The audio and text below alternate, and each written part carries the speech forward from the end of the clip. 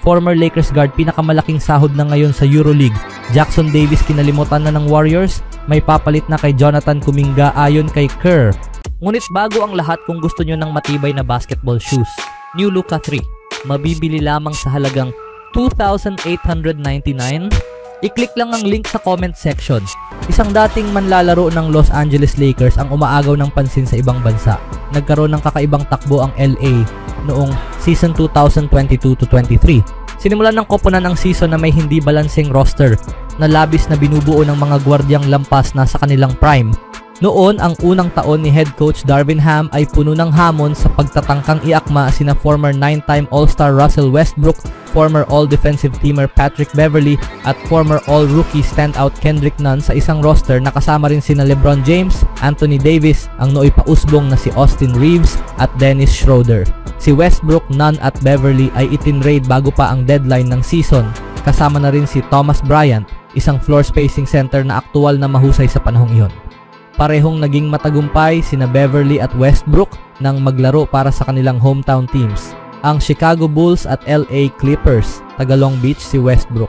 Si Nunn na tulad ni Beverley ay tubong Chicago ay ipinadala sa Washington Wizards. Dapat ay sumikat ang 6'2" na profesional na manlalaro sa muling nagtatayong koponan ng Wizards, ngunit nanatili siyang may limitadong papel sa bench ng Washington. Matapos mapaliban ang buong 2021-22 season in Lakers. Dahil sa injury, nagtala si Nunn ng average na 7 puntos sa kanyang 39 na laro, 2 panimulang laro para sa Los Angeles sa loob ng 13.5 minutong paglalaro kada laban. Sa 31 laro para sa Washington, nagtala ang 27 taong gulang na si Nunn ng 8 puntos habang may mas epektibong shooting splits. Dagdag pa ang 2 assists, 2 rebounds at 1 steals kada laban. Simula noong 2023, pinapahanga ni Nunn ang mga tagahanga sa paglalaro para sa Greek club na Panathinaikos. Sa kanyang unang season sa koponan, itinanghal si Nunn bilang Greek League Most Popular Player, All-Greek League First Teamer at All-Euroleague First Teamer habang napanalunan niya ang parehong Greek League at Euroleague Championships. Kinilala rin siya bilang Greek League Finals MVP. Sa season na ito, pinangunahan niya ang Panathinaikos sa kampeonato ng Greek Cup. Kasama ang dating kakampi sa Lakers na si power forward Wenyen Gabriel, patuloy na namamayagpag si Nunn sa Panathinaikos. Ngayon, makakakuha siya ng malaking aumento sa sahod. Dahil ayon sa Legion Hoops, pipirma si Nunn ng bagong kontrata sa team na magpapasweldo sa kanya bilang pinakamataas na bayad na manlalaro sa Europa. Batay sa ulat ng Eurobasket, kikita si Nunn ng $4.5 million per year sa isang kontratang magtatali sa kanya sa Panathinaikos hanggang year 2028. Ngayong taon kasama ang team, nagtala si Nunn ng 21 punto, 4 na assists at 4 na rebounds kada laro at isa siya sa mga pangunahing kandidato para sa EuroLeague MVP Award. Sa kabuuang 173 career regular season NBA games, 113 bilang starter, may average si Nunn na 12 puntos, dagdag pa ang 3 rebounds, 3 assists at 1 steal per game. Anong masasabi nyo sa player na ito, mga kaibigan? Sa ibang balita naman, ang trade para kay Jimmy Butler ay nagbunga ng magagandang resulta para sa Golden State Warriors. Isantabi na muna ang ilang hindi magandang resulta laban sa Hawks at Heat, ngunit simula nang dumating si Butler, lumilipad ang Golden State Warriors. Si Stephen Curry ay mukhang mas presko mula nang dumating si Butler at si Draymond Green ay agad nag-focus, nangangako ng isa pang kampeonato para sa team. Ang Warriors ay umangat sa standings, nasa ika-6 na pwesto na sa Western Conference at may tsansa pang malampasan ang Memphis Grizzlies upang makuha ang ika-5 pwesto. Ngunit sa kabila ng pagbuti ng laro ng Warriors, may isang manlalaro na bumaba ng husto ang kanyang playing time hanggang sa tila hindi na siya bahagi ng plano ng koponan. At may tsansa pang malampasan ang Memphis Grizzlies upang makuha ang ika-5 pwesto. Si Trayce Jackson Davis ay naiwan sa bench. Isa sa mga regular na starter sa unang bahagi ng season ay si Trayce Jackson Davis. Noong Disyembre, nag-average siya ng 22 minuto kada laro at 22 minuto kada laro noong Enero. Ngunit mula noon, ibang kwento na ang kanyang sinapit. Noong Pebrero, nag-average na lang siya ng 5 minuto kada laro at noong Marso, bumaba ito sa 4 na minuto kada laro. Sa loob ng panahong ito, nakapaglaro siya sa 12 laban. ngunit laging single digit lang ang kanyang playing time. Ang pinakamahabang minute na nakuha niya ay 9 na minuto sa blowout win kontra San Antonio Spurs, kung saan umiskor ang Warriors ng 148 points. Ang pag-angat ni Quentin Post ang naging sanhi ng pagkalimot kay Trayce Jackson-Davis. Ang pangunahing dahilan kung bakit nawala si Trayce Jackson-Davis sa rotation ay hindi direktang dahil kay Jimmy Butler.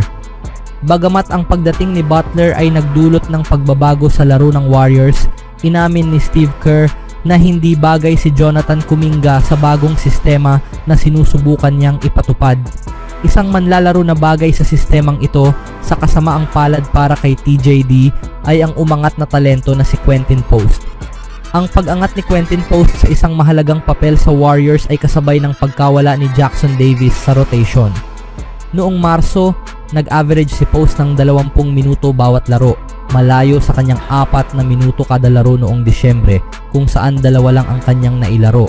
Ang Dutch center ay mataas ang tingin para kay Joe Lacob at Draymond Green, kaya naman ang 2023 draft pick na si TJD ay tila naiwan sa labas ng rotation. Gayunpaman, bata pa si TJD sa edad na 23 taong gulang, kaya may oras pa siya upang makabangon mula sa kanyang kasalukuyang sitwasyon. Kailangan niyang magsumikap, maghintay ng pagkakataon sa playoffs at samantalahin ito kapag dumating. Anong masasabi niyo mga kaibigan sa sinapit ni Jackson Davis? Speaking of Warriors rotation, ang head coach ng Golden State na si Steve Kerr ay nagpahayag ng buong tiwala sa isa sa kanyang mga manlalaro sa kabila ng isang injury concern sa isa pang player. Si Jonathan Kuminga ay muling nanganganib na mawala dahil sa injury. Matapos bumalik mula sa injury noong kalagitnaan ng Marso, posible na muling mapilitan si Jonathan Kuminga na lumiban ng ilang laro para sa Golden State Warriors. Iniwan niya ang laban kontra San Antonio Spurs matapos magkaroon muli ng ankle injury. Ang nakikita ni Kerr ay si Gui Santos bilang kapalit ni Jonathan Kuminga. Kung sakaling kailanganin ni Kuminga na lumiban muli, magiging malaking problema ito para sa Warriors habang papalapit ang playoffs. O maaring hindi naman, ayon kay Steve Kerr. Dahil sa kanyang post-game press conference, ipinahayag ng coach ang kanyang tiwala kay Gui Santos, isang second round draft pick noong 2022 from Brazil. Ayon kay Kerr, sa nakalipas na 2 buwan siya ang may pinakamataas na plus-minus sa buong team ngayong season. At alam mo, hindi siya madalas naglalaro pero may mahalagang papel siya. Pumapasok siya at kumukuha ng offensive rebounds, gumagawa ng passing, at naglalaro ng may matinding enerhiya. Isa siyang game changer. Kaya't kampante ako sa paglalaro kay Gui. Kung kailangan niyang maglaro ng mas madalas dahil wala si JK, handa siya. Ang mga ganitong sitwasyon ay nagbubukas ng oportunidad. Bagamat hindi kahanga-hanga ang statistics ni Santos, ang 464 statline sa laban ay nagpapakita ng epektibong pagkuha ng rebounds at maayos na kontribusyon sa team. Dagdag pa ni Kerr, ang bench namin ay talagang solid. Maraming magandang teamwork. Walang nagkaroon ng monster game, pero si Buddy Hield ay naglaro ng maganda sa second half. Overall, isang team effort ito. Mahirap na panahon para kay Jonathan Kuminga. Inaasahan na sana na magkakaroon ng mas malaking papel si Kuminga matapos ang injury ni Gary Payton. Ngunit ngayon, siya naman ang haharap sa panibagong injury setback. Dagdag pa rito, inamin ni Steve Kerr na nahihirapan si Kuminga na mag-adjust mula nang dumating si Jimmy Butler na nagbago sa playing style ng Warriors offense. Bago ang All-Star break, nag-average si Kuminga ng 26 na minuto kada laro. Ngunit bumaba ito sa 22 minuto pagkatapos ng kanyang comeback. Ang kanyang average points per game ay bumagsak rin mula 17 puntos bawat laro patungong 13 puntos kada laro. Isa itong hamon para kay Kuminga na hindi pa lubos na napabilib ang mga fans mula nang bumalik siya mula sa unang injury. Ano sa tingin nyo dito mga kaibigan?